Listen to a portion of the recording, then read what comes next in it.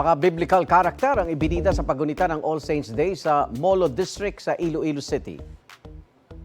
Sa Barangay South Pundidor, 50 bata at kabataan ang sumali sa Parade of Saints ng San Jose Obrero Parish. Bailang nag-ala Jesus Christ, meron ding hari, mga apostol at anghel. 2024, sinimula ng taon ng aktibidad na yan.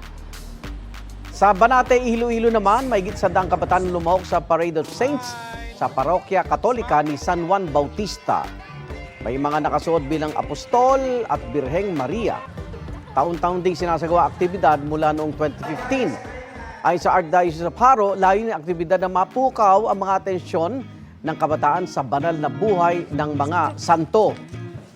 Igan, mauna ka sa mga balita, mag-subscribe na sa GMA Integrated News sa YouTube para sa iba't ibang ulat sa ating bansa.